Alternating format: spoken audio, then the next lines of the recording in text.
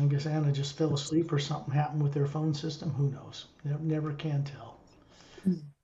So we're recording. And as I was saying, there's a few points I wanted to make on the recording so you can review it afterwards and refresh your awareness of these new places before you go on the journey the second time, because it'll be recorded. This will be helpful for you. The reason it's helpful is simple. The more you're aware of what exists beyond Earth, the more free and awake you are as an Atma. You cannot be free and awake as an Atma knowing only life on Earth. And people on Earth don't even know the life that's here. They don't even know what's in most of the oceans. They don't know what's in most of the Amazon or Congo jungles. Herbal things, plants, insects, they don't even know what life is here. We have to ask ourselves why there's so much insect life on this planet. Is that normal? Well, to people on Earth, they think it is because that's all they have to observe. But it isn't. There's a lot of things with this planet that don't operate properly, like other worlds, because, well, the atmosphere is not clean, it's not charged with the hue. There's a lot of problems. The poles used to flip, which just destroyed civilizations every 100,000 years, and they has to be recolonizing this planet.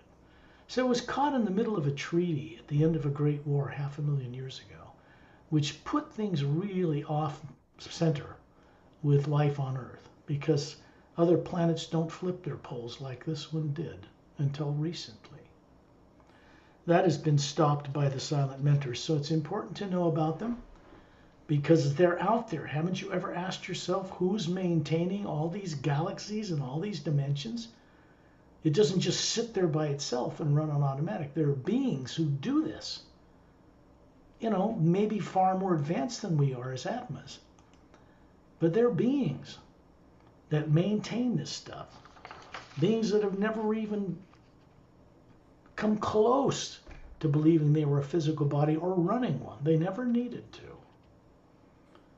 Now, the real truth of it is none of us never really need to either. Ultimately, we're not bodies anyway. And down the road, as we cross paths with the hue from source, we begin to recover the awareness that we have never been one of these things we've been trapped in or unconsciously involved in, like we are on this planet. Temporarily, very temporarily. So as I mentioned, planet Oceanus poles, which is where Pelham and Etendin come from, mostly water covered, has a trinary sun system that the planets and its 3 moons circle around.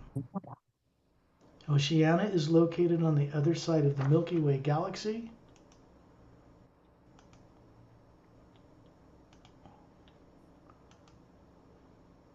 Just muting all your mics so we get a better recording quality. And if you have to ask a question, just turn it on. There's a planet called Nystrea. It's a huge planet. It's located on the other side of the Milky Way galaxy, near the end of one of the 7 spiral arms. It's called Tramisteal.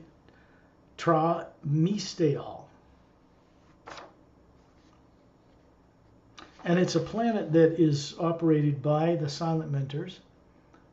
They have others in other galaxies, and they run and operate from such a place to get around. All the various subordinate people as silent mentors under the top silent mentor do this to maintain the existence of galaxies spinning on their axes, planets and suns glowing with nuclear radiation, providing light and heat and all that stuff.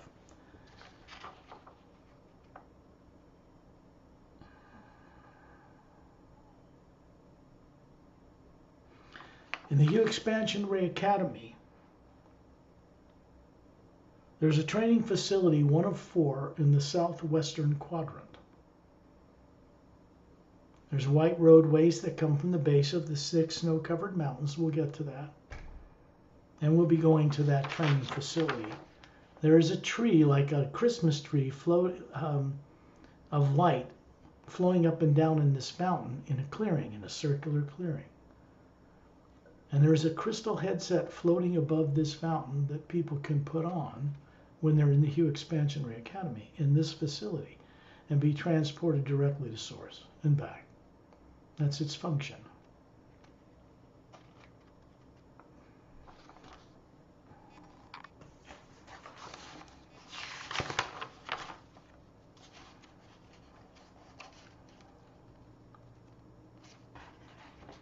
Actually, nice. I got that not quite right. Nystrea is the Silent Mentor's planet on the other side of the Milky Way galaxy.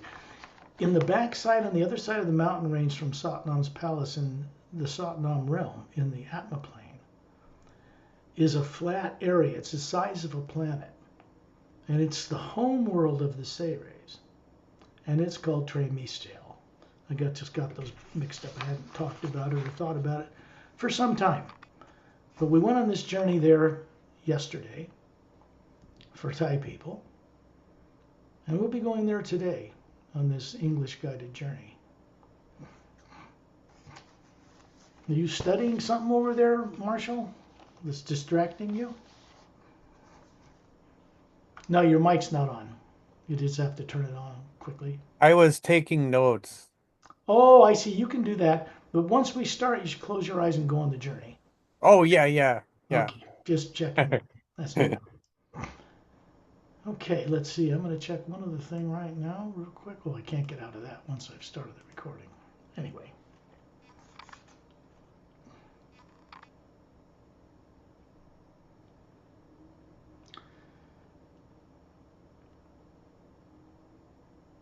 It's better I bring up some of these new locations and new things we're going to be exploring, dealing with the silent mentors and the master teachers that work with them as well. Because these are beings that operate outside of Earth, and they have for billions upon billions of years. That people on Earth know nothing about this, pardon me, is not normal. I know everybody on Earth thinks it is, but we all know now it is not. Back in the back of your consciousness, every one of you knows you're supposed to know a lot more than you know, and somehow, it's frustrating because you can't quite grasp it, can't quite get to it.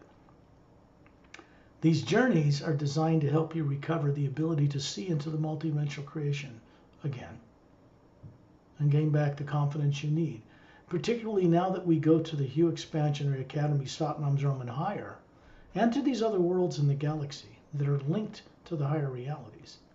We do this so that you have an understanding that when you pass from this life, you could put your attention on Satnam alone or the Hue Expansionary Academy, and you would go right there. There she is.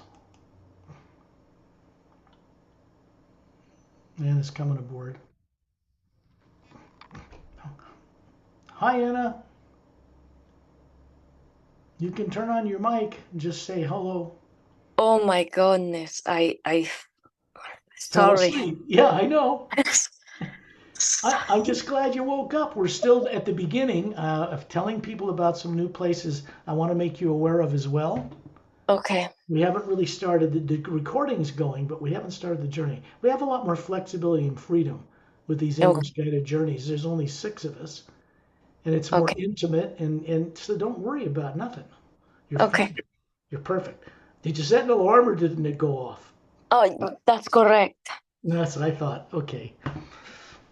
Just when you think you don't need an alarm, and I do this too, then I won't set it, and then of course I'll sleep right through it, Okay. So we have these tools for a reason. Thank you. I'm glad you're here. Yes.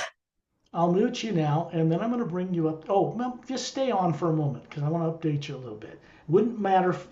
It would be beneficial for Susan and Margaret and Lee and Marshall and you.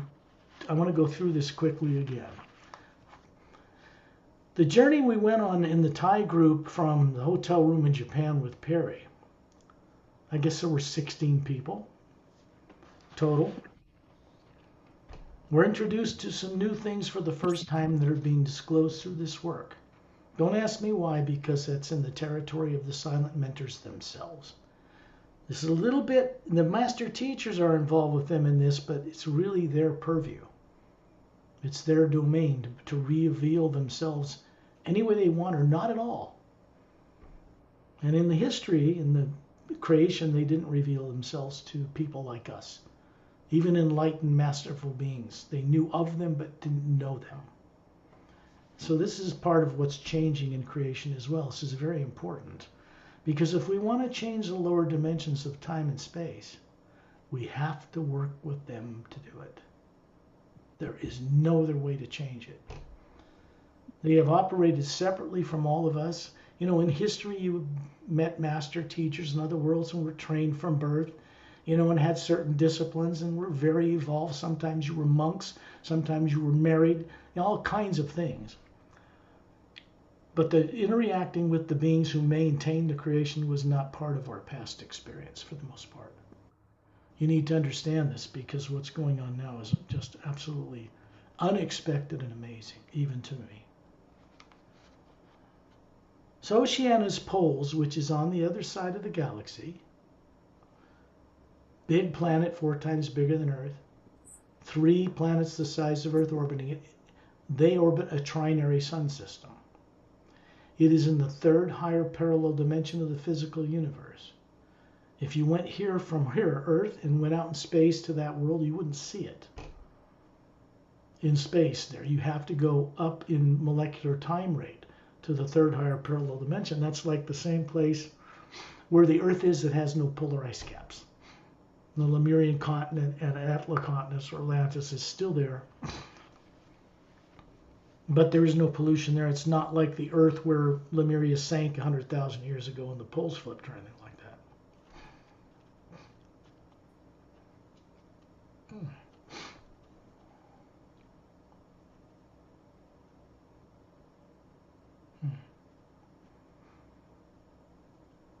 So the poles of Oceania are connected to Satnam's realm.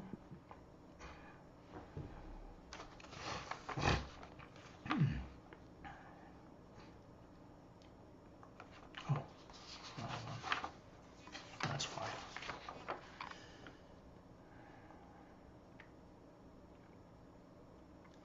And it's connected to an administration type tower like the one in the center of the Hugh Expansionary Academy.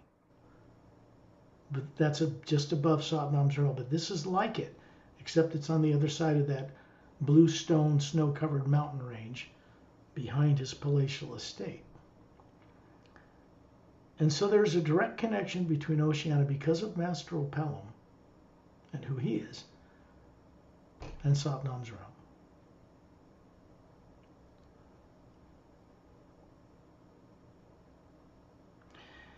There is a home world, in a sense, called a home world, but it's not a planet.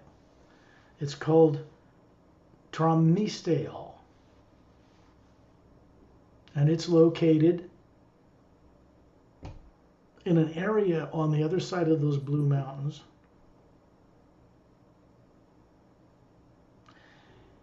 The size of a planet. And this is where silent mentors hang out, in part, in the Atma plane, or in Satnam's realm. There is a planet called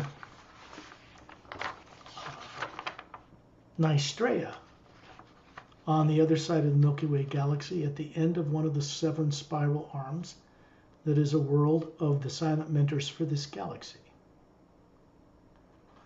And it's normally not visible to even spaceships or Galactic Alliance. These are guys who remain anonymous. That's why they're called silent mentors. Behind the scenes, maintaining the creation. They've done so since the beginning. These beings have never been incarnated in bodies or down in lower worlds or anything like that. The point I'm making is that we have the same potential as these beings. So when we rub shoulders with them, which is the only place I know of so far where we can do that, is in the Hugh Expansionary Academy. It's a training facility built there starting 10 years ago and constructed in a special parallel dimension between the top of Satnam's realm and the sixth realm. And it's there for one reason, because you cannot go there bringing any negative nature with you whatsoever. Only the Atma can go there. And remember, there is no negative nature in the Atma that you are. There never was. None of you have ever been negative beings. All that kind of distortion and wrong decision making based on fear is in the electromagnetic field, the energy field that surrounds the Atma, just like it surrounds the Earth. These are real fields of energy. On Earth, they would call it an electromagnetic field. Comes out the South Pole, swings way around the planet, comes in the North Pole. The galaxy has the same thing around it. Each Atma has the same thing around it. Isn't that interesting? And this is because galaxies and planets and moons and suns and stars are round because they're made in the image of their creators. All of us, collectively, as source, created this madness down here we thought was so hot and slick and cool, and it backfired in many ways. It worked so well, the old failed experiment of good and evil, that look what happened. We end up on Earth with no memory. That was not the original intent. So as you know, people have been bitching and crying and dying and being tortured and killed and blah, blah, blah, and lives and many worlds over many dimensions forever. And nothing changes in the lower worlds until enough beings go across the void back home to fulfill their purpose for existing, which is to become a trustworthy co-creator with the source behind all life. That's why we exist as individual beings. We were supposed to go down in those worlds, collect experience, and then go back and deliver new insights into a way to change things. And the problem is most people haven't been doing that. So the universe, in a sense, has been stagnant or stilted or stuck within itself. You have no negative nature in the upper worlds, but you get plenty of it in the lower worlds. They don't mirror, the lower worlds don't mirror the upper planes at all, because they were constructed on a dual energy, positive and negative, to create things between these 2 points. Because in the higher worlds, there's no negative nature. You can't create that way. You manifest the hue energy, and certain beings support and hold things up. In the lower worlds, you use the omnipresent hue for positive or negative, hopefully the two join together in harmony, to create effects without creating karma and reincarnation in space-time. Because every action creates an equal and opposite reaction in space-time. There's no getting around this. There's only one way to circumvent this, and that is to not create an opposite, separate, opposed to themselves like this. Which means, as a masterful training, is to bring the imagination from separate opposing forces into one harmonious, spinning positive and negative, like electrons around an atom. Right? And the hue comes through it and manifests things, but you're doing it for the good of all life, so there's no repercussion.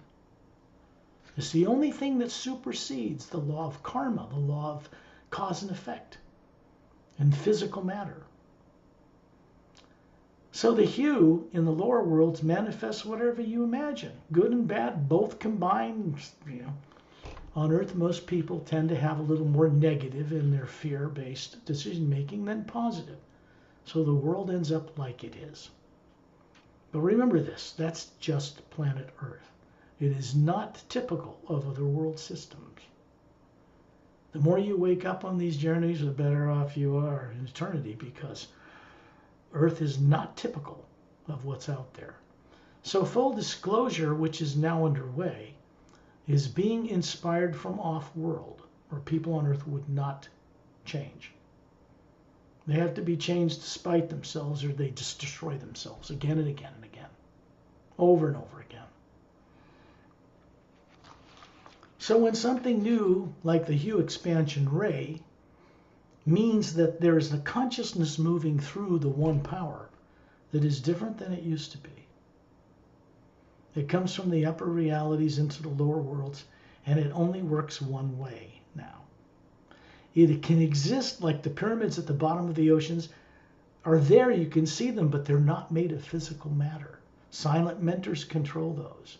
You can't mess with a silent mentor. You can't mess with them. And that's on for our own well-being, because otherwise this world would have gone up in nuclear war already a long time ago. There's the homeworld of the Andromeda Galactic Alliance Council. They're a little more evolved than the Galactic Alliance Council here. Not much, but a little more peaceful throughout their galaxy, let's put it that way. We're becoming that way. That homeworld's called Archendra. So with that, we will get underway. And every little bit that we can rub shoulders with on these journeys makes us more intelligent, makes our IQ go up, changes consciousness because it's inevitable as it moves through us because you're aware of it. It changes things for you on its way to change things for others. And when you're out of your body at night, instead of being like you used to be, going out and not bringing any memory back, you're going out and co-creating, helping this transformation take place right now. It is not in the future ever, always in the present moment. Which means what we're doing is going to the upper realities and bringing back energy that has no opposites, no negative nature, which is the nature of our spherical being, and running it through us, over the physical body and through it. And it's that one power that comes through us that we have to be surrendered into or one with deliberately that changes things. Our imagination becomes focused on dynamic new creations that will change everything for the good of all life. That's how the Galactic Alliance in both galaxies think now. And we're in harmony with them. So when people on Earth begin to think this way, you can imagine what Earth will be like. A couple of problems have to be fixed on Earth. One, the oceans and the H2O in the water and the atmosphere needs to be charged with the hue because it's depleted. Believe me, it is. Not enough to kill you, enough for you to live and run a body, but that's about it. There's not enough energy for people to really just freely travel around off the charge in their own water systems. You could walk into a planet and walk out in the oceans and step in the ocean and remember everything on a normal planet. So Earth is not normal, not anywhere near it yet. Disclosure is not about telling people extraterrestrials exist. Disclosure reveals this truth, but it's much more than that. It has to do with revealing to people what they once knew before they were dumbed down and forced to be on this planet with no memory. That's disclosure. When people and every single living being and thing on this planet knows life and more advanced than us, more in balance than us, exists out there, when this classified system finally comes to an end, at least for the most part, then people on Earth will have a chance to meet people from other worlds. This would make Earth normal. That's all. This also means that people on Earth will have to change a great deal. This isn't something they have to worry about. It's something that comes about naturally. Giving up one thing that causes you self-destruction, a way of eating, a way of this, a way of that, it's not something we can force to happen. It's something that happens when the flow flows through us. It changes us. In the end, there's only one thing erasable from all beings, and that's any negative nature, fear. They're temporary. They were never meant to be permanent. So in the end, you let go of all the negative stuff that has no value in favor of co-creating with the source. So that's really what your destiny is all about, actually.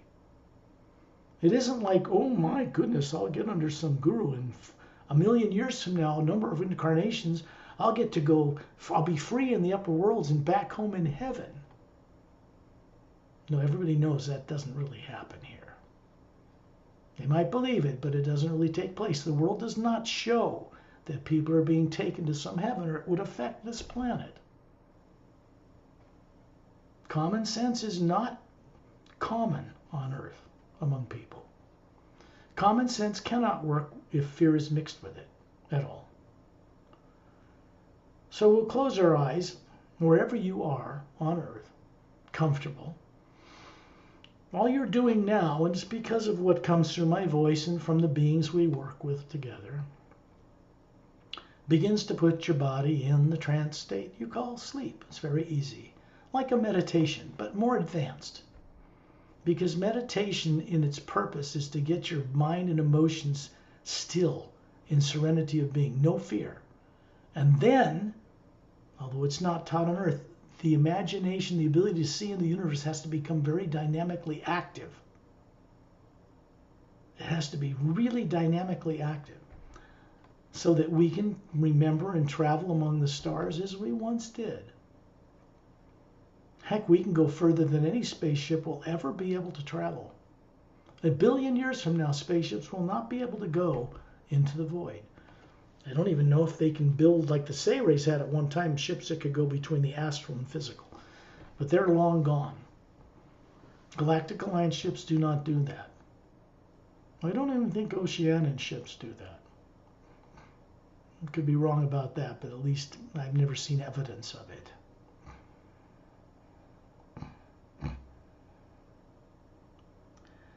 So there is a man and a woman, about 36, obviously beautifully handsome, beautiful as a woman. And they're showing themselves to you, kind of standing behind you up near the ceiling. There's a spherical Atma hovering above the form they're showing you. You're in between them. And you're showing them a perfectly handsome male body, if you're a man, or a woman body, about 36. I know it's hard to understand, but the actual form you show each other when we're out in space, that is not a physical body but looks like one, is flawless. It's a projection from the core of the Atma. It's a way we've been introducing ourselves to each other for eons. Something you all knew how to do, and something that is being awakened, rekindled into consciousness on these journeys.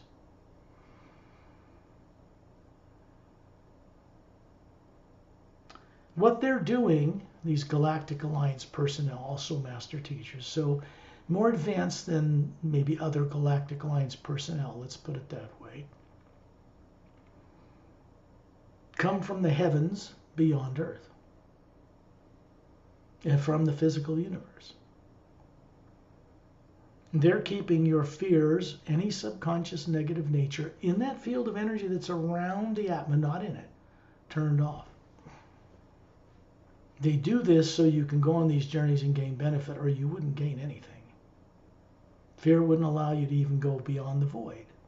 So they keep it turned off for now, in all of us. This gives us the opportunity to work back into mastery, where we belong. Because what the energy is we're made of from the source has absolute mastery over the lower worlds of time and space, over any negative nature of technology or beings. But we have been deliberately manipulated and bushwhacked over time into believing that we are negative, or that we are the things we see through the energy that surrounds us. It's like looking into the universe and seeing a distorted view of what's really out there. You don't get to see what's really there. And it keeps your focus back on Earth. I'm going to send out the hue now, and it's going to connect the dots to create this vortex out in space, above Satnam, and up into the void, and up into Satnam's realm, and all the way up through the planes, through Agam Purusha's realm, all the way up into the source, prime creator itself, where we all still reside, even now. What we really are, that people call soul on Earth, without knowing what it is spherical. A type of energy. It is energy, but it's a type of energy that comes from the source itself. Same kind of energy you find in space, surrounding planets and galaxies. That's divine spirit. The people on Earth don't understand this. That black area in space, that dark blue, whatever it is, with all the stars in it, that's so much bigger than the little stars and galaxies that float in it, that's the omnipresent hue itself. It has a sound that is made in the physical universe, a universal sound that sounds like gentle rumbling thunder. Kind of a humming, but a little bit coarser than that, but not frightening. There's no lightning, and it vibrates around us. As we go up through the parallel dimensions all the way up to the astral plane, the sound becomes more refined with each higher molecular time rate that makes up these different levels. When it gets into the astral plane, where each of you have a form you're running there, a body form, it becomes like the sound of a consistent crashing of ocean waves gently on a beach somewhere. Constant sound. These are the sounds the hues make in higher frequencies. You get up in the causal plane, and the sound is like running water down a brook, but it's a consistent, smooth sound.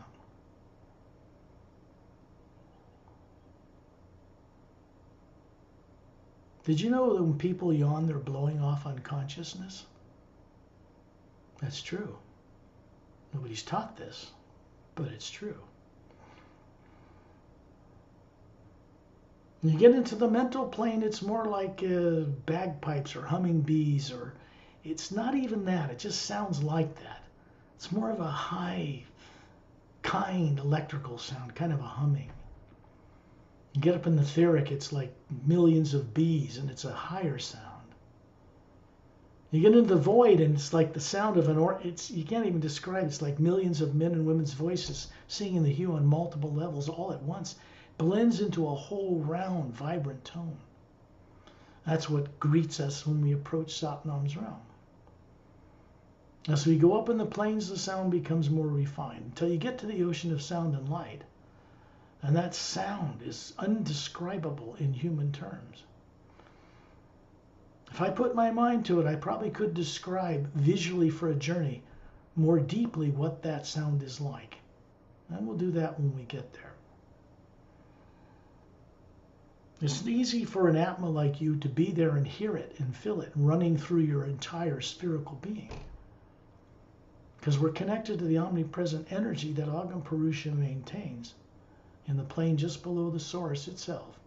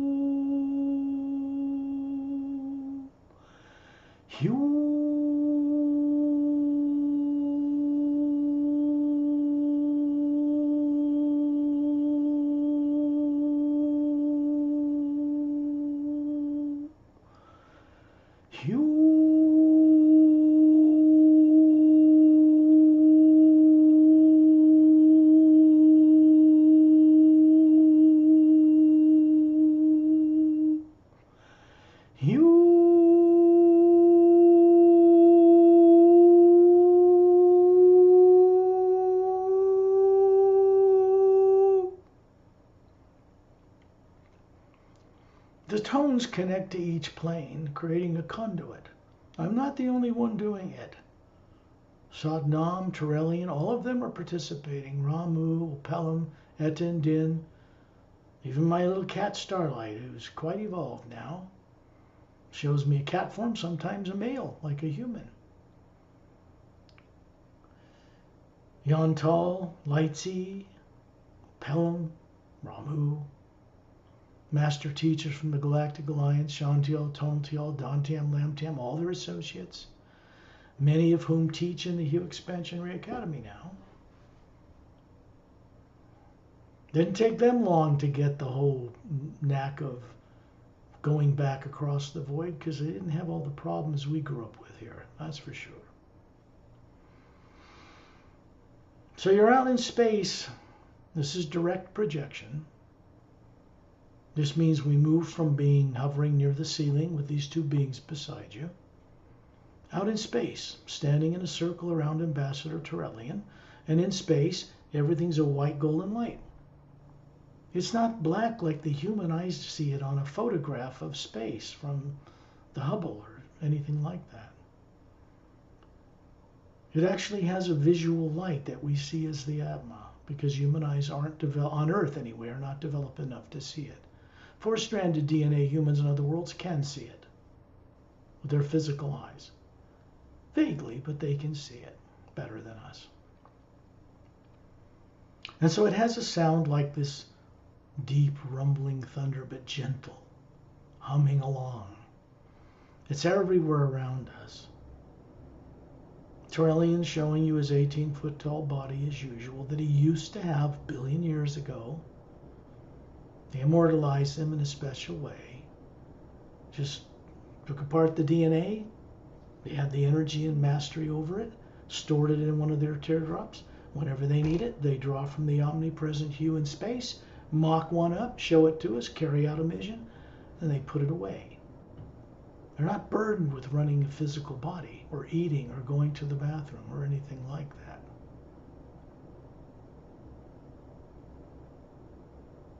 And above him is the spherical being, brighter and a little more majestic than we are, I'd say, that he really is. Masterful Pelham is standing in his usual place in the orbit of us, further away from Torellian from Earth. Ramu is near the Earth in the orbit around Torellian, with his crystal staff and his maroon-colored robe, his short-cropped, curly black beard and hair, and coal black eyes, and simple rope, simple sandals. This is a being who hangs his hat in a city called Agamdes, a small, it's like in the Himalayan mountains, but not on Earth. It's in the third higher parallel dimension where that Lemriel is, where there's no polar ice caps, where the moon is alive and has atmosphere. Oceania, on the other side of the galaxy, is in that same level. Galactic Alliance spacecraft and craft from other galaxies can traverse these 144 parallel dimensions in the physical universe quite easily. But they do not tread into the barrier that divides the astral from the physical.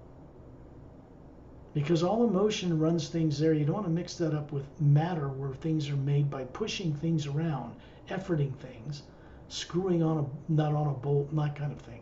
It isn't done that way in the astral plane. You get up in the causal plane and energy manifests things differently there. In the mental plane, thought does it instantly. In the etheric plane, it's even faster, but it's more of a bridge between the top of the etheric and the void and Satnam's realm. That's what it's supposed to be. So each of you have a body form you're running in each of those planes, including the one you're running on Earth in your physical body. That is what people refer to as their higher selves. Problem is, their higher selves, for the most part, are not helping them here, busy being selfish in their own reality. They suffer from a kind of implant or subconsciousness in certain ways, less severe than us, but still there. So when we start to go on these journeys, I always mention this because the energy that's moving through us on these journeys is also passing through us for the benefit of the forms you're running in those planes, to get them aware of each other, to get them out of their selfish, fear-based anything, start helping you down here like they're supposed to be.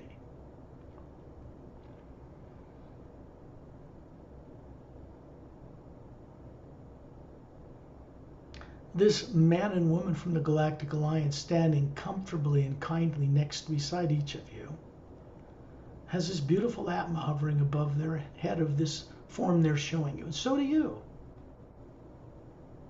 They show you this form that's about 6 feet tall, long hair to their shoulders, perfectly formed, beautiful men and women.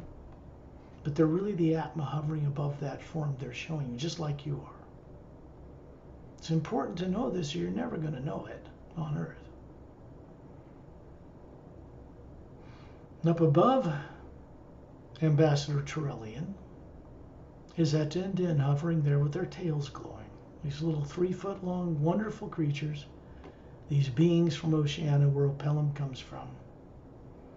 Friends I've known for over 100,000 Earth years.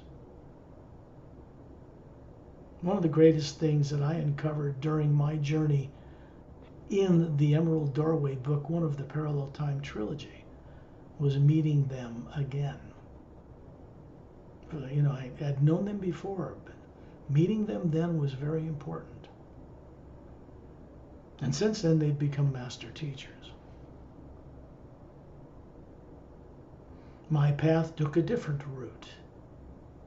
From the time I was Calum in that life, to a life on Nerexilum, to coming here as part of an ambassador mission from the Galactic Alliance so many decades ago to help make this transformation happen then, which was refused by governments on this planet. Other beings from other worlds and other missions came here over the decades to meet with people, leaders on Earth, to do the same thing, and they were turned down again. From fear, just from fear. What is underway now cannot be turned down. It's gone beyond that now, fortunately for us. Up above Eta, up above Eta and Din, is Light Sea.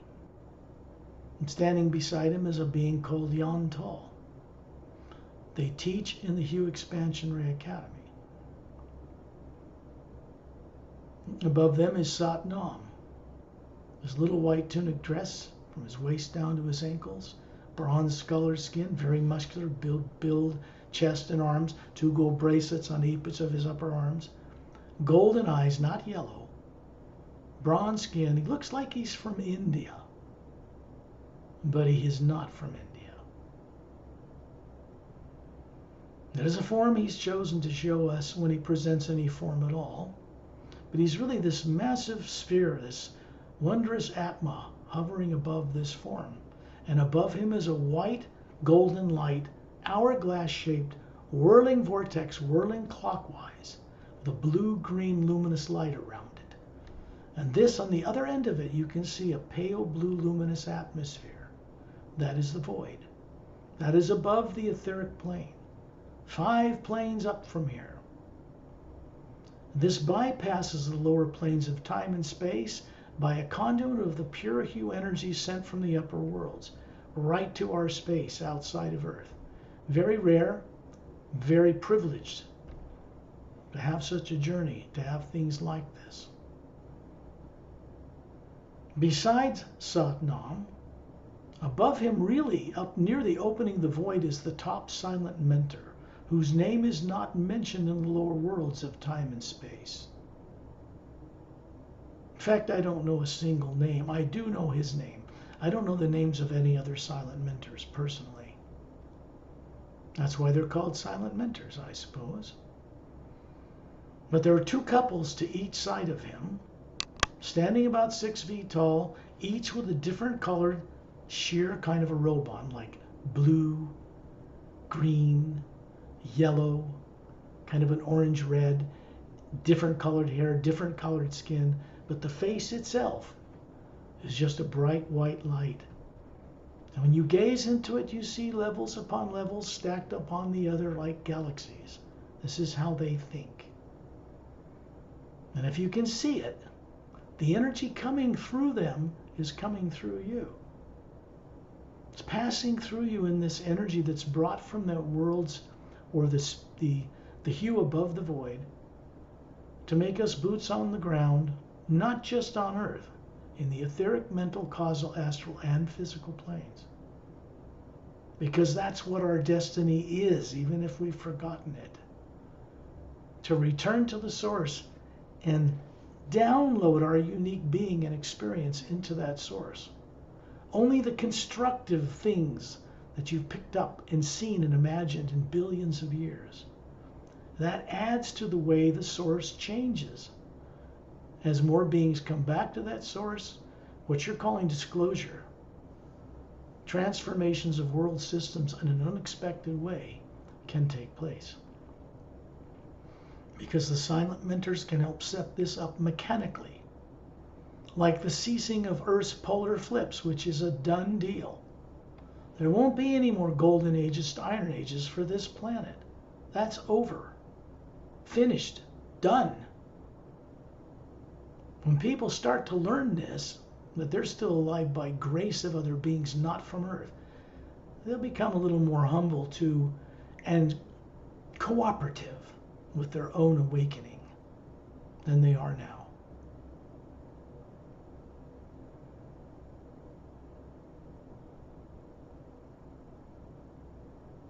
This vortex you see above us is now moving. All the beings in line, all the ones around Torellian, are moving out into space, right past the Earth and the Moon.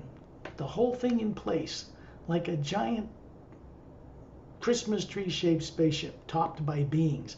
It's moving all the way over to planet Oceania, up through several levels of galaxies until you come to a planet hovering above it, and you see an energy, a white golden light coming down on the poles of this planet, going up and down. And we're near it, beside it. And we have this same kind of energy running up and down through this vortex high above us. What we're doing is witnessing, and Satnam is pointing to his own world, standing in the circle around us, that this planet is connected to some place in the Hue Expansionary Academy, actually to Satnam's realm, and then to the Hue Expansionary Academy.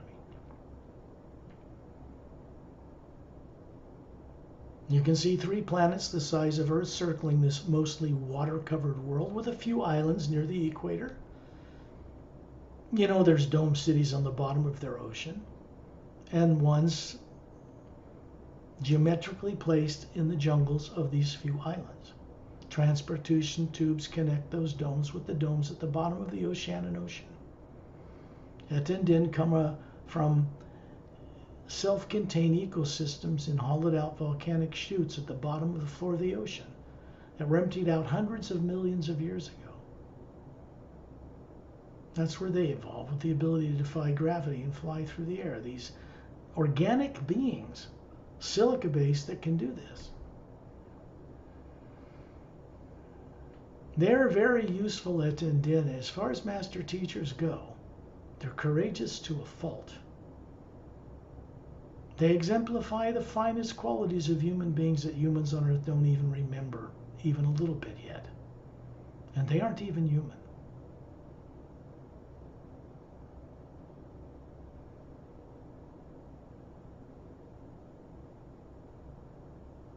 Now we're moving to one of the, not far from Oceania, out into the end of that spiral arm is another planet.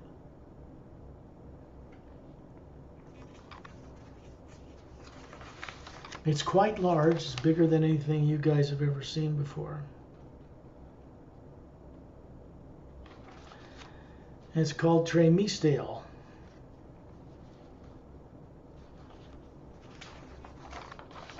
It's water covered. There are domes placed right on the ocean around the outside surface of it. It has a continuous white golden light channel running up its poles to source and back to here. Because the silent mentor room is the next place. It's all the way up above the ocean of sound and light. Not in it. Next stop, silent mentor realm. There's another reality higher called the Hue expansion ray plane. It did not exist there before.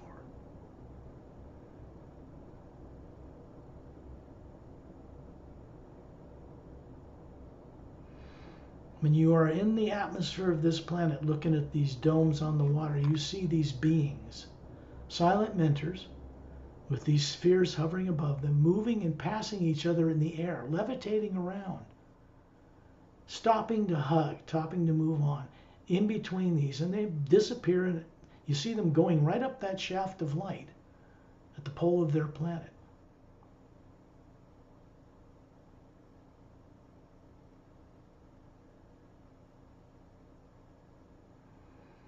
So what we're going to do is we're going to go up that vortex above Satnam, and we're going to first connect with the void. As he moves up through it, and all the beings move up, the silent mentors all the way up through it, escorting us. What a gift that is. Silent mentors escorting people, peons from Earth. Are you kidding?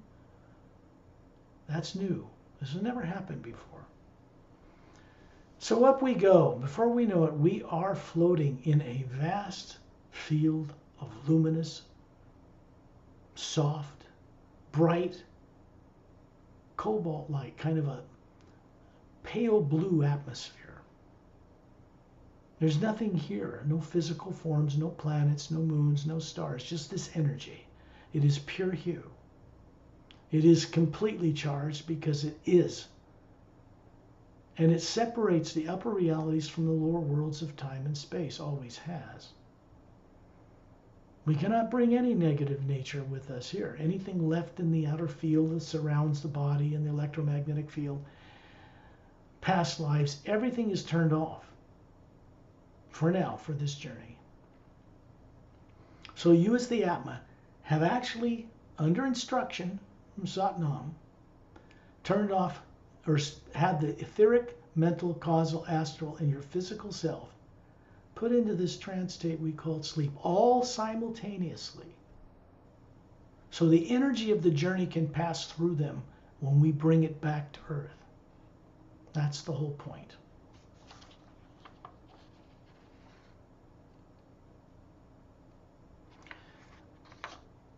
We find ourselves hovering above in front of a jungle, direct projection. We've gone much further upward. The Satnam's moving over the top of these transparent jungle trees. Some of them are fruit trees, just beautiful. Diamond-like beach going as far as you can see left and right. You can tell it curves way out there. It's circling some big, massive circular landmass, floating there. And above it, the atmosphere is a cobalt blue, much more brilliant than the void. There's a white golden light behind it. That is the hue itself, the first sound behind creation. The hue expansion ray is what's now powering everything. So if something changes in the upper worlds and is tested in the lower worlds by Satnam, it is implemented. We are expected to be returning to Source to get this done. We become boots on the ground. We become part of the solution instead of remaining part of the problem. It has to come through beings who cooperate with knowing this to change a world. About 150 million people out of 8 billion, I would say, would do it nicely.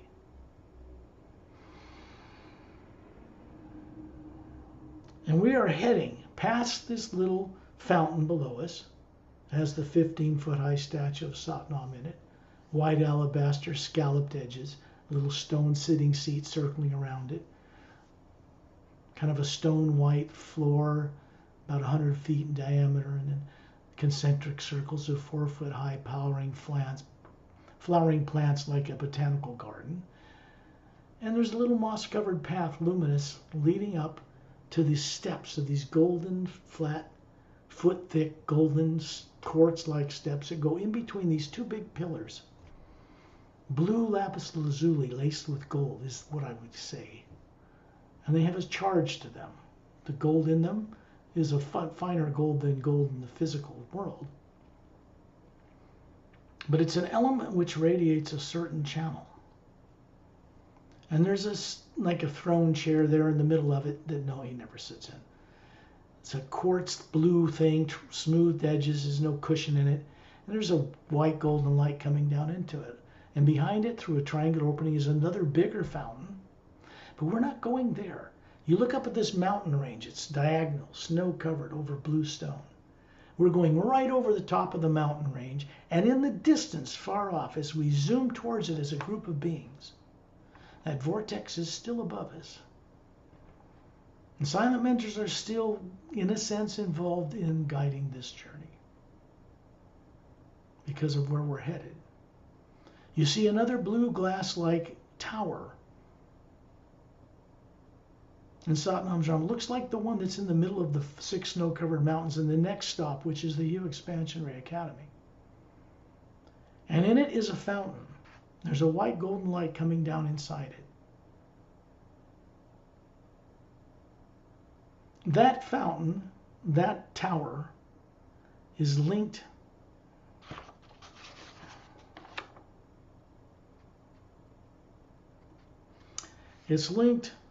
to the Say rays. Well, let's put it this way.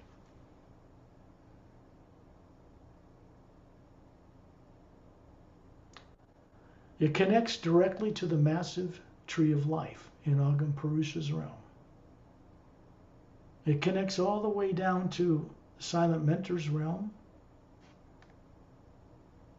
in the physical Milky Way galaxy. These are channels that silent mentors run up and down. They can go up these channels for a purpose, or they can just appear anywhere without going through a channel like this at all. They could be in the highest realm, silent mentor realm, above Source or Prime Creator, and appear on Earth as a bottle cap on your table to carry out a mission. You would never know they were even there. Unless for some reason they wanted you to know it, then you would know it. The likelihood is you wouldn't speak of it again to fellow beings on Earth because they couldn't comprehend it.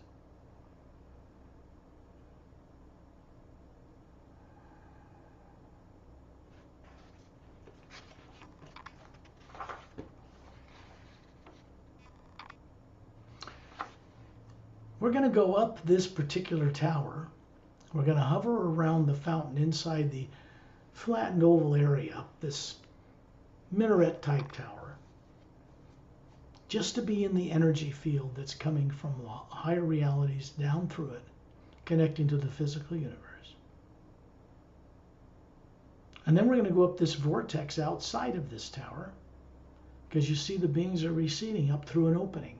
Looks like millions of tiny blue cobalt stars circling in the, like a donut around an opening between the top of the Atma plane, which is quite vast, and the beginning of the Hue Expansion Ray Academy.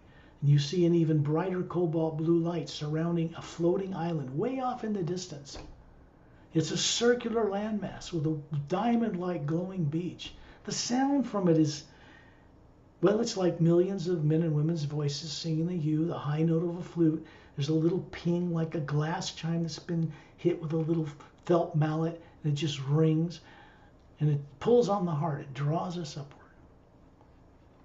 This means that Source is connected to us through these journeys, always. Because we, as Atmas, are made of, the white core of our being is made of the same energy as Source itself. Identical in every way.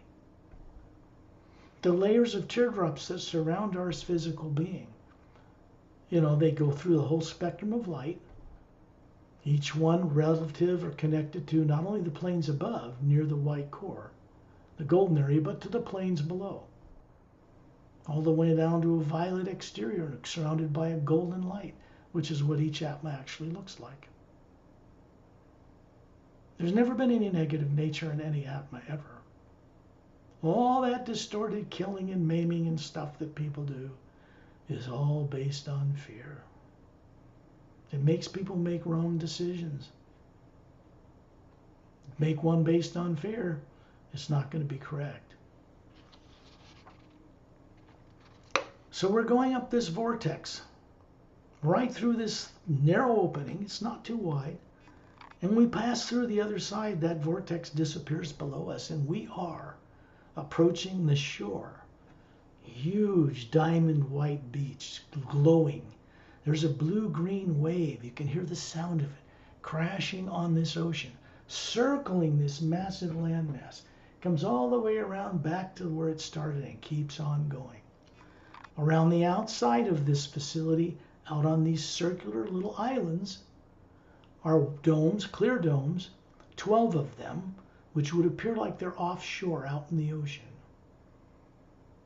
This cobalt blue light that surrounds this floating landmass is the air above, the air below, and all around it. It's not water. These things are maintained by beings and held in place kind of like a projection. Very real if you're there. And it's very stable. This is a place where silent mentors and master teachers and beings like us can mix things up. It's far enough beyond negative nature that we can do this with silent mentors here, not below. Not yet, anyway. I don't know if in the future there will ever be a need for us to mix it up with silent mentors walking around on Earth and going to coffee with us. It's not their nature. They have no desire for such things. They do not sleep, they do not rest. There's no 24/7 to them. There's no time and space involved in their being at all. And as an Atma, none of us have this either. But we have been deliberately manipulated and made to forget and doubt this. Which, as soon as doubt comes into it, then we get this dual imagination going on. It cuts our ability to manifest in half and grounds us to planets like Earth, thinking we're bodies and not remembering. This has happened to beings long before they were ever caught by reptilians, for example, and imprisoned, trapped, and killed or put on Earth. Long before that, people did not remember how to go back to Source. So these journeys, when we're up in this energy in the Hue Expansion Ray Academy, we are in a pure form of the Hue. We have brought no negative nature with us. That's impossible.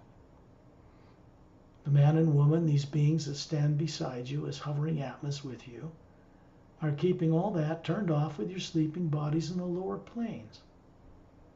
It is the Atma here that is conscious, that sees and knows things, that can know how to have the intelligence to play traveling from planets and dimensions and planes, even beyond the capabilities of any spaceship.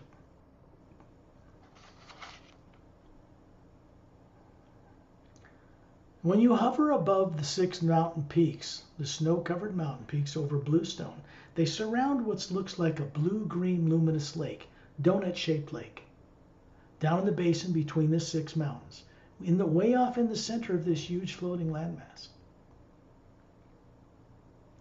There is a white island, disc-shaped, and a blue, smooth, glass-like transparent tower that comes up from the edges of that island to a flattened oval area where there's a fountain, no statue of Satnam here, up to a minaret point. And there's a golden white light always running up and down this.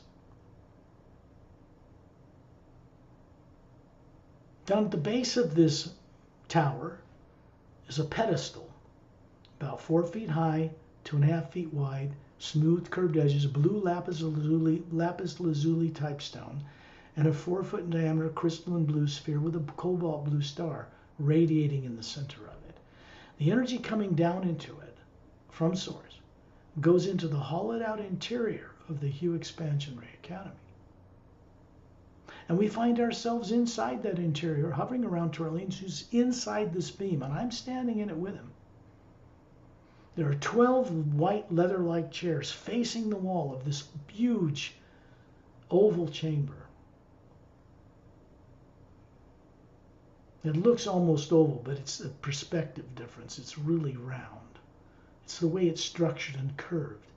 And against the wall are these weeping willow-type trees with broad, spoon-shaped glowing leaves, and standing atop them are these silent mentors, alternating male and female, 12 of them. Huge Atma, 4 times bigger than us, twice as many teardrop levels as faculties, hovering above that. So all of us are in a circle around this beam. The energy coming through the silent mentors, the spherical form of them, right from their face, is beamed right through the forms we're showing them that look human, and right through the Atma we are, right into Torellian and myself, and right up that shaft of light.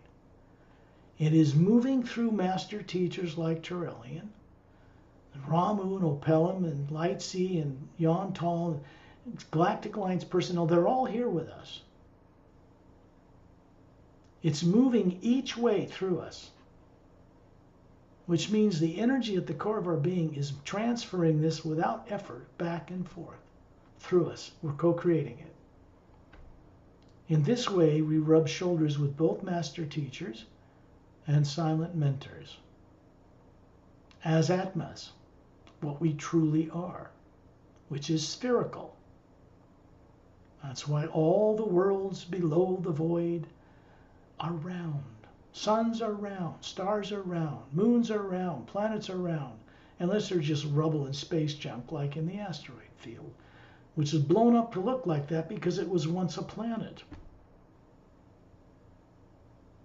That would have happened to Earth already if people had not intervened here to some degree on planet Earth. So here in the Hue Expansion Ray Academy, you look higher above, you look down on these mountains and you see these oval horseshoe-shaped tunnels, the golden light coming from them, white stone roadways, straight as an arrow, coming out these tunnels all around the outside of these 6 mountains in a circle around the center. They go all the way to the beach where that diamond-like beach is glowing. Everything here glows. We glow. The plants glow. Animals and creatures that are here, who are Atmas running them for a reason, they all radiate their own light. There are no planets or suns or moons or stars here. There's no time and space. It's not like that. This is our true nature. So we're picking up on how these beings operate, not by teaching you on a blackboard and having you remember stuff, pass a test tomorrow. No. We don't work with the lower faculties of mind and emotions here. Just direct knowing perception. It's our nature. We're part of the source.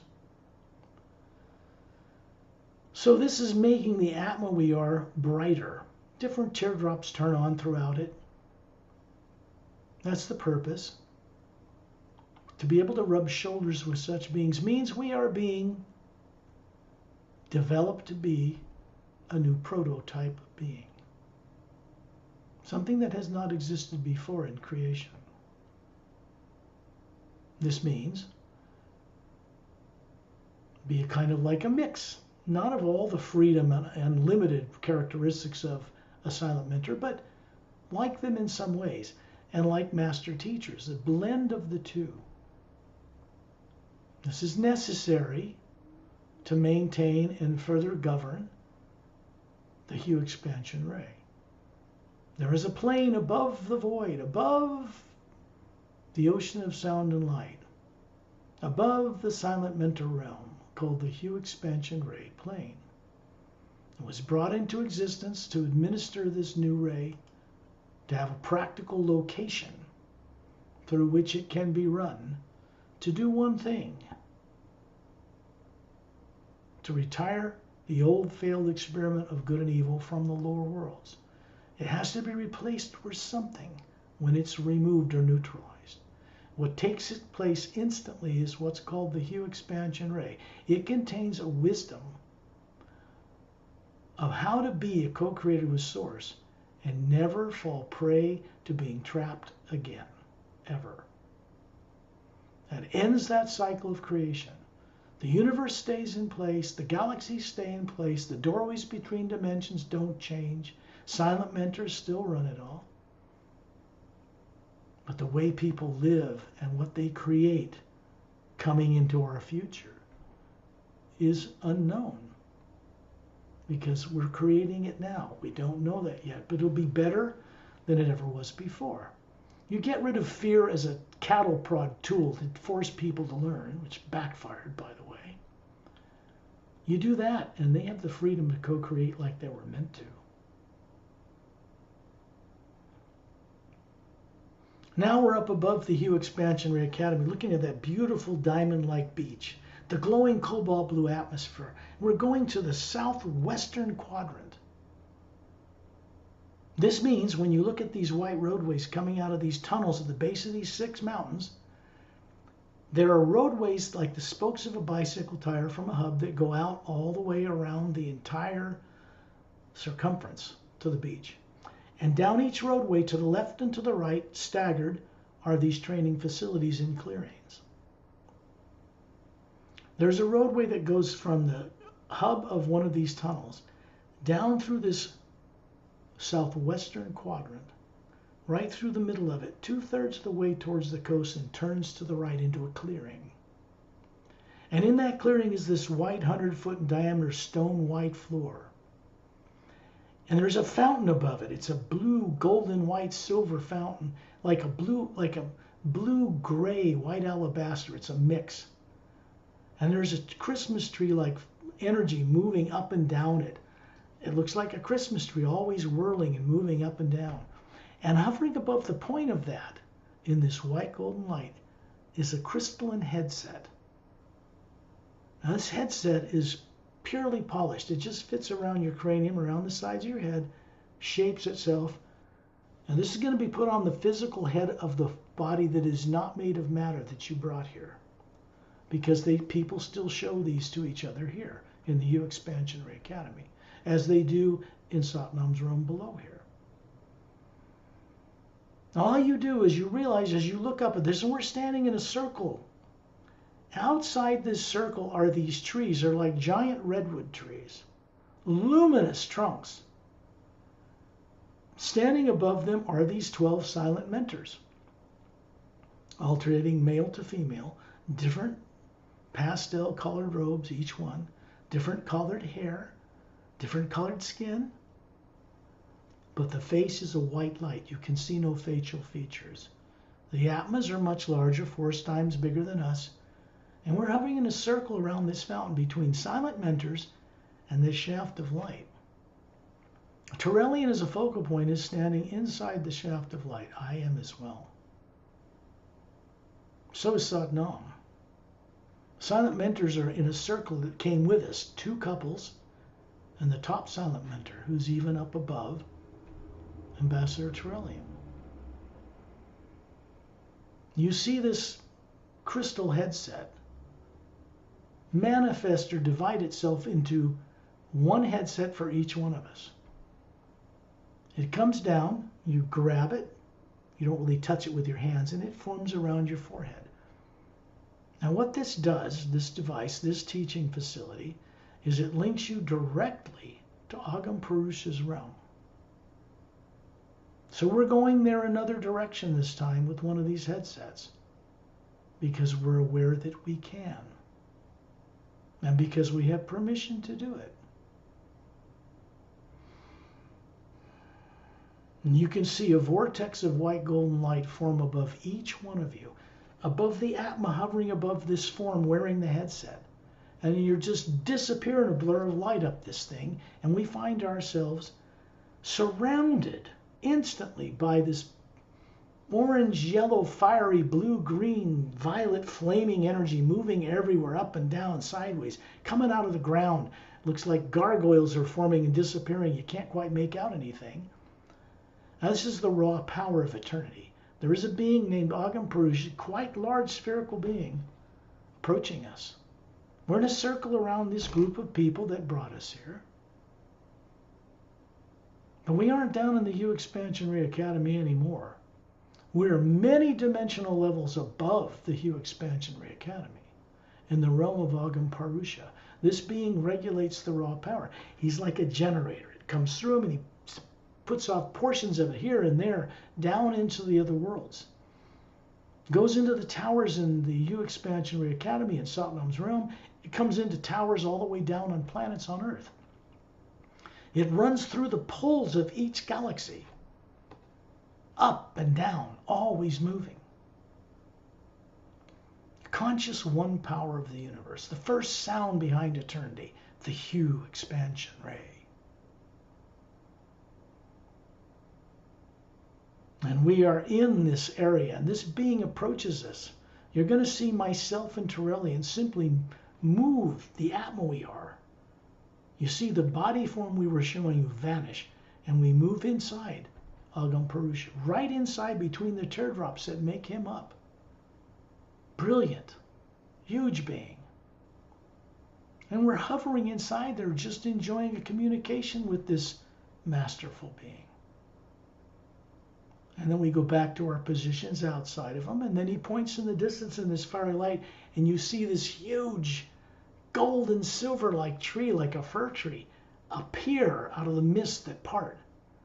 There's big roots going down into the ground. The sound coming from it is like all the orchestras in the world playing together. You can't even describe it. Pulls on the heart. And we are passing right through the bottom branch, one of these big bottom branches.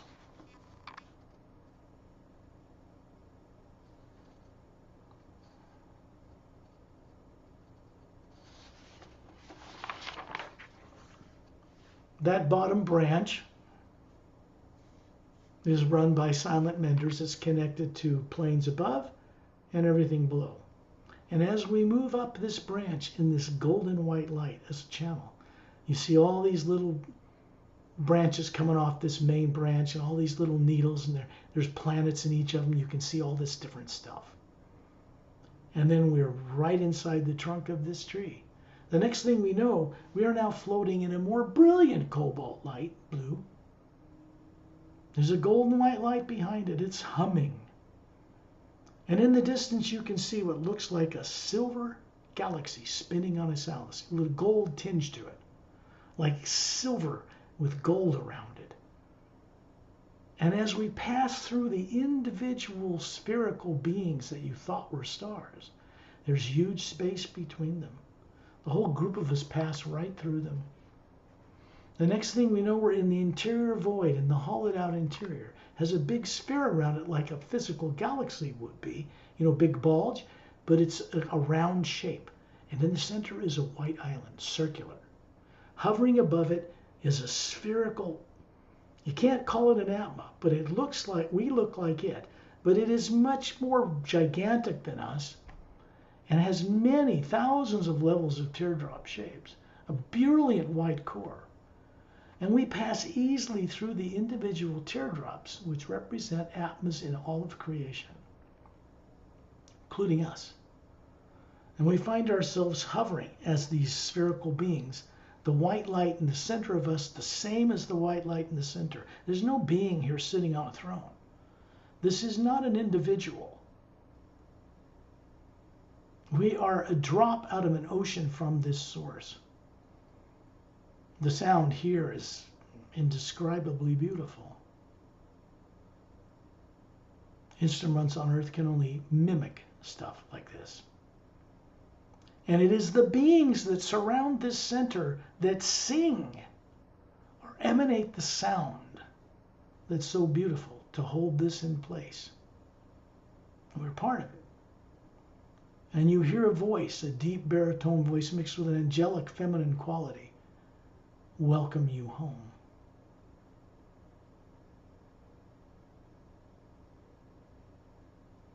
The silent mentor realm is just beyond this.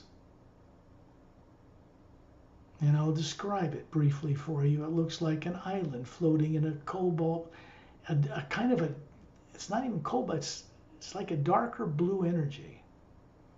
And there's a luminous golden beach surrounding these mountains, circular. In the center is another island. Crystalline structures surround the interior circumference. And there is a fountain sitting in the middle of that island. And it channels energy from the Hue expansion ray plane above here into that And it doesn't quite look like a fountain. It's more like an energy. You can see majestic beings floating through this atmosphere, disappearing and appearing everywhere you look. These big spherical beings of Atmas moving around, disappearing, going all the way to Earth, reappearing here a moment later, things like that. Then we find ourselves hovering above the Hugh Expansion Ray Academy again, high above the 6 circular mountains in a circular formation. We are going out the western roadway. We're not stopping at the beach. When you look out there, you see these 12 domes covering small white islands all the way around the outer circumference, outside, offshore from the Hugh Expansion Ray Academy. You can hear a sound drawing you, a high note of a flute and a pinging, like a most beautiful glass chime just pinged and ringing softly. The head silent mentor and these 2 couples are hovering above this dome. In it are 3 golden-sided quartz cap pyramids surrounding a fountain. The fountain's like a Christmas tree, running up to a point and down, always moving, flowing over the sides. It's filling. It's multicolored, but the water-like energy that flows over the sides is filling a foot-deep basin, circular basin, with a white stone foot-high wall around it. And we find ourselves with our bare feet standing in this golden light, because it pours a golden light into this. This is the Silent Mentor teaching facility, 1 of 12. Plus they're inside the interior of the mountain, and they have 4 teaching quadrant facilities, in all 1 in each quadrant of the Hugh Expansion Ray Academy. These are the beings that hold this in place. Other beings like us create and imagine things. They're tested by Satnam, especially if they're going to be placed in the lower worlds. But here these beings hold this in place. Piece of cake for them. And so we're having this golden energy run up our legs through the top of our head, up into the white core of our being, and giving it a little bit of a gold tinge it didn't have before.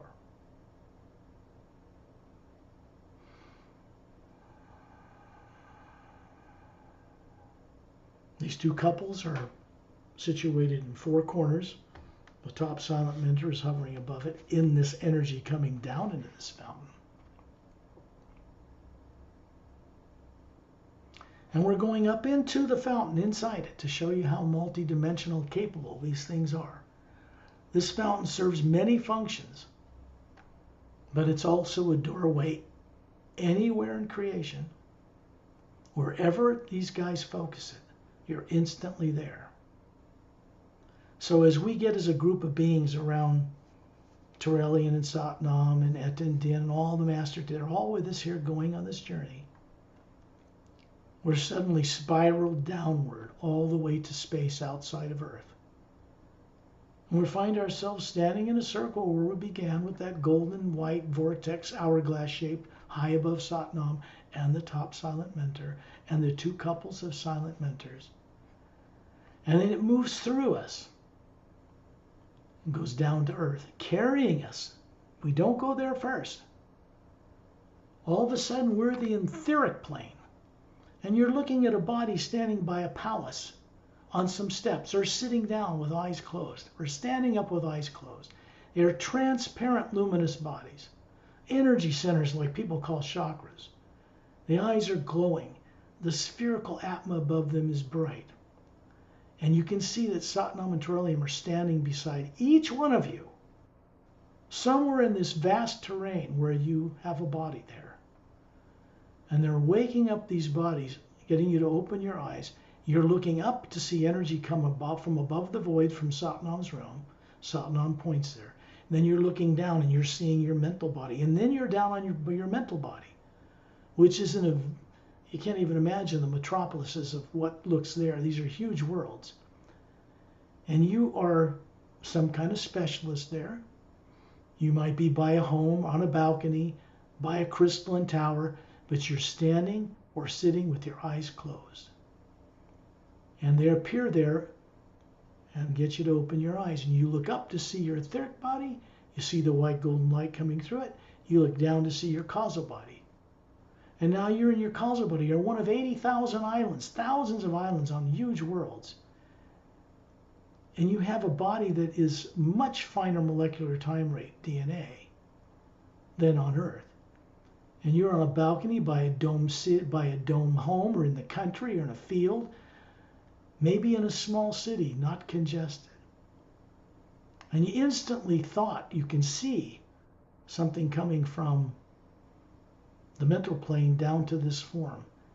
And Satnam and Torellian appear beside you and get you to open your eyes. You look up and see the white golden light coming into you, passing through you. As you look down, you find yourself on other types of tropical islands, covering entire planetary systems. You can hear the sound of the crashing ocean in the distance. It's the universal sound. You're in a very pure part of this causal plane, or the astral plane, actually. But your eyes are closed, or you're sitting down. Torellian and Satnam appear beside you, get you to open your eyes. You look up, see energy coming to you. You look down, and guess what? This part of you, your higher self, is now looking at you, hovering in a circle around Torellian, in space by planet Earth. And that energy is moving through you and down to above your ceiling, where you find yourself, hovering with these two Galactic Alliance personnel, masterful people. It's moving through you out into the electromagnetic field people call the aura, which looks the same as around a planet, coming out the spine, the bottom of the spine out into the top of the head in a big circle. And then it's moving past you into two pyramids on Earth's deepest ocean floor, not made of matter. They are silent mentor-controlled devices. And one inside a hollowed-out interior in a mountain Himalayas, and it's beamed out into space. It passes through the Earth's atmosphere for the benefit of others, and then it continues to a much more massive pyramid, golden-sided, four-sided, quartz-capped. There's a fountain with Satnam statues standing in it, inside it. And it moves through this fountain and goes out into space. It goes out to other pyramids stationed between individual stars. And then it goes into the galactic core, the axis, right into the white golden light that is actually there. And then it goes back to source, where we came from. And it never stops moving. So we're bringing back this to the life body form we have on Earth, to make it brighter, smarter, more capable of imagining the entire Galactic Alliance, the entire interdimensional alliance of free worlds, the entire Andromeda Galactic Alliance Council, the entire multidimensional nature of creation. More importantly, it helps us be able to meet and experience all the life that exists in the grand multidimensional creation and come to respect it. That is divine love. When you're ready, open your eyes.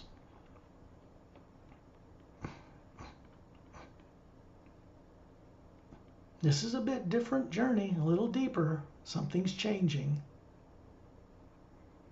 So you few have gotten the benefit of this journey, myself included.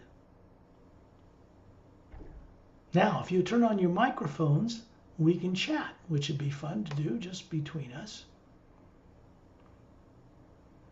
And if you have any questions about these places that are newly introduced to you and the rest of people on Earth, the few that are awake enough to receive them, then have at it.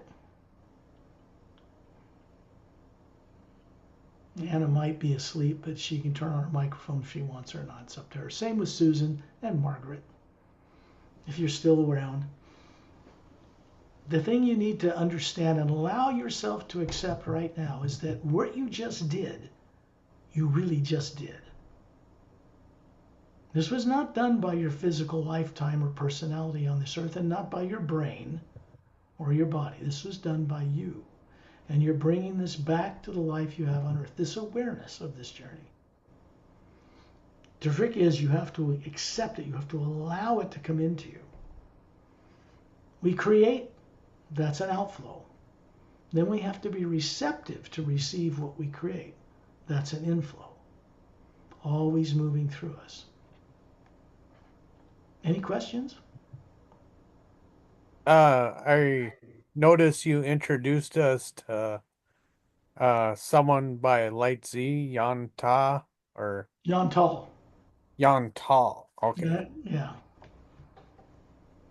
He's stationed in the U Expansionary Academy as a teacher, but he's also got a body 6 million years old in the physical galaxy we call the Milky Way. He's not from Earth. Mm. He's one of many master teachers, many of whom you have not yet met, but will. We're expanding out the territory of these explorations to go not just to our galaxy, but to Andromeda and to other worlds, and to understand how things are co-created in the U Expansionary Academy. And our responsibility in eternity is simple. We are meant to be conscious, trustworthy co-creators with the source behind all life. You're never going to get away from this. This is who and what and why we are, and this is our destiny. Doesn't matter how many billions of years or how unconscious you've been. When you cross paths with the U expansion ray, in a lifetime as backward as Earth, it is the Atma, you, that is taking back command over its body forms in the lower planes. Do you understand this? That's important. It isn't a matter that you know in your brain all the details of what your astral, all these lives do and what you're doing there. You'll pick that up in time. But at least those forms are open to each other now. They're going to start working in a different way than they have in the past. Make you smarter, more emotionally balanced, more intelligent, more capable of understanding creation. Excellent. It's not the brain and body on Earth that can do this, never. The Atma that you are can understand the multidimensional creation and its purpose. That is what's waking up. And we're supposed to bring this enlightenment back to the body we have on Earth. It's the only way to get it. It just can't be hit you on the head from some master and says, you're God realized, there you go. And you lose it in 24 hours with the other influences that are negatively around us. So this work is about doing something that is permanently unfolding. It moves onward and upward. It only flows in one direction. Any questions? Not today. You must have something you're curious about. Something you'd like to explore in another journey. Yeah. What? I'm just curious about what happened to our original moon. I'm not going to tell you. Oh, why? Because you are now open to go explore this and see it for yourself. You get out of your body with one of the master teachers, go into the hue, set it up. Then you go and look at the moon, and as you're looking at it barren, you see it turning backwards in time until you begin to go back and see what happened. When it wasn't, when it had atmosphere, what was it? What happened? When? How far back? The only value to doing that is if you can get some wisdom out of the experience that you can then apply not only to your own freedom and awakening, but to the freedom and awakening of others, because you are now co-creative channels of the hue expansion ray. You want to just call it the hue, pure sound from source, that's fine, but it does have a new terminology as part of it now, so that we can understand the difference between the hue as it was and the hue it is as it is now. They aren't the same. We'd all be screwed, blued, and tattooed. We wouldn't get out of this at all. So, yeah. It's really a matter of allowing yourself to know things, which means you override your fears. I don't just mean the fears of being caught by a reptilian, killed and eaten, put on Earth. Way beyond that. The fear to become a co-creator with Source is a deeply rooted fear. Just shouldn't be there at all. But then we created it thinking it was cool. Yeah, we did. You can see how it backfired. Complaining about it has never changed anything. We have to co-creatively be active in helping to change it. That's boots on the ground. And that's what these journeys are for. Practical. That's got to stir something up in you to ask a question or something. Yeah. I don't know. You can ask them later. Write to me if you want. You can. Go ahead, Marshall. Well, this journey kind of reminded me after I read the Sayre's agenda, like like when I was reading the part about disclosure, like I could feel like you know how in the book that the Hue expansion ray envelopes the whole world, Yeah. and Yeah. like I experienced that and I remember uh experiencing what it's like to drink from the fountain with Satnam in it with the Hue expansion ray. It's your own I did that. experience. That's I what did that. changes you. Yeah, and that was like when I first read the book, you know, and I don't know, it just reminded me of what it's going to feel like, you know, compared to how we are right now. And it's like when I first read it, you know, I reached out to you then, you know, and because in the book it kind of seemed like in chronological order, you know, and like my life was kind of difficult at the time. So it's like I wanted it to happen right then and now, but, you know, That's natural. That's normal. Yeah. And so yeah. it's like everybody wants a spaceship, right? Mm, But the point is you've already you would be, the way you were in other lives, you'd be bored to tears. I mean, it was like riding a bus. You guys grow up with it. It's, what? You can't even take a spaceship into the astral plane. It's pretty limited, you know. You can get around all those stars, go to all those other galaxies and play with all these civilizations, but that's still just being somewhat unconscious in the physical universe, running bodies. It's not very evolved, not very far along. So, spaceships rides are fun, I'll be the first to admit it, but you all used to know how to fly them yourselves. Every one of you. When you remember that, it'll be like, oh yeah, I don't know how I forgot that, you know. It's not like you're going to learn it in the future. It's like you're going to wake up how to do it that you already knew well in lives where you lived for thousands of years and running a body before this life. This work is entirely unique. It's the doorway coming into Earth behind disclosure. Literally. You don't play around with beings like Satnam. It was him that encouraged me to have to go through the struggle of publishing this a fifth time to put the special techniques section in it. I didn't have it there.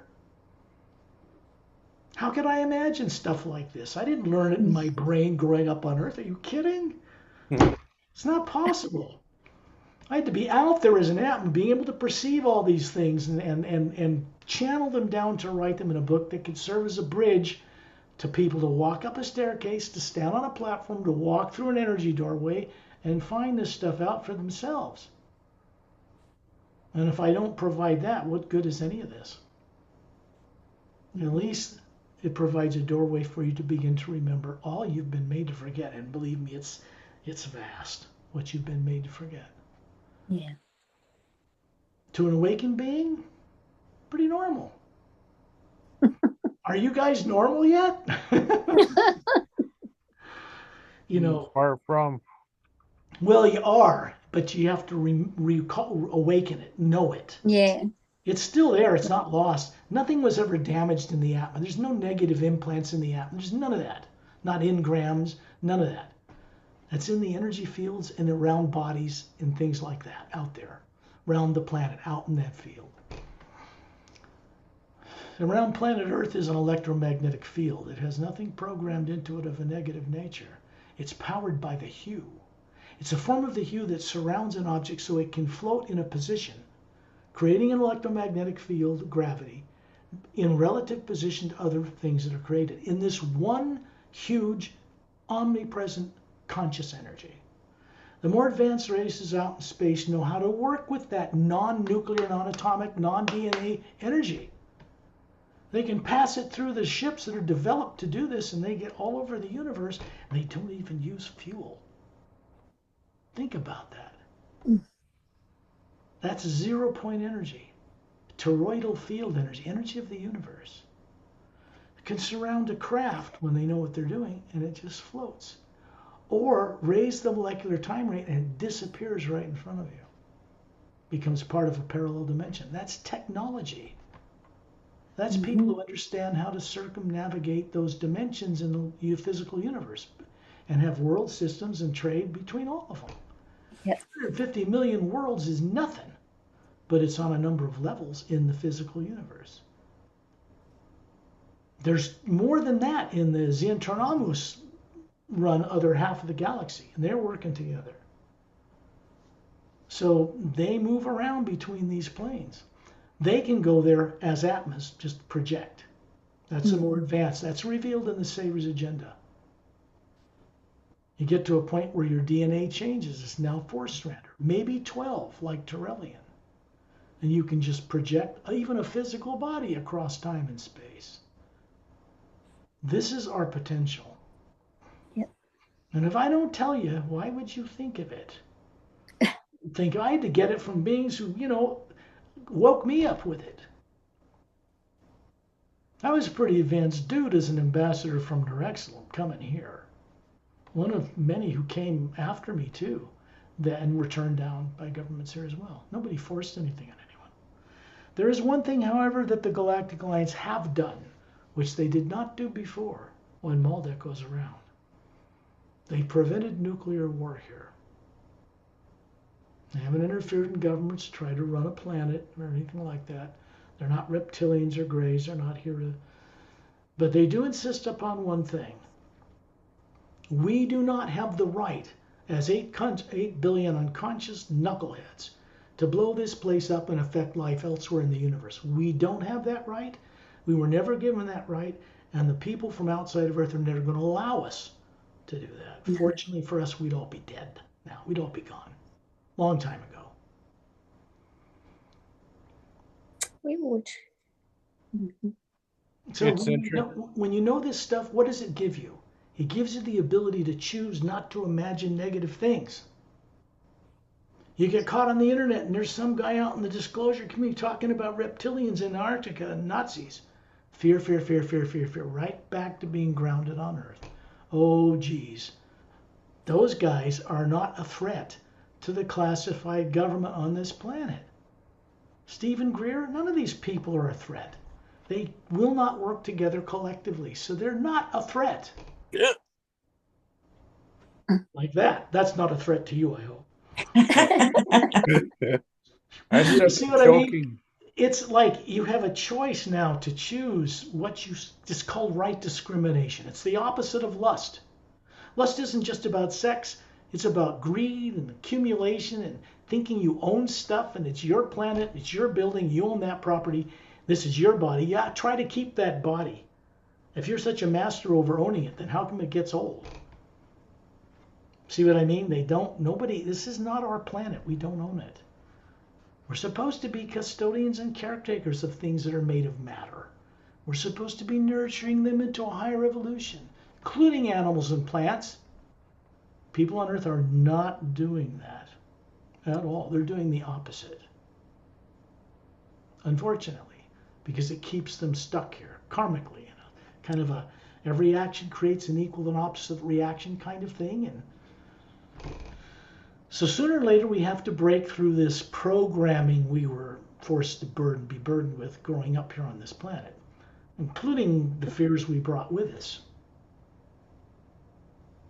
And we have to somehow, by some miracle, recover who we are.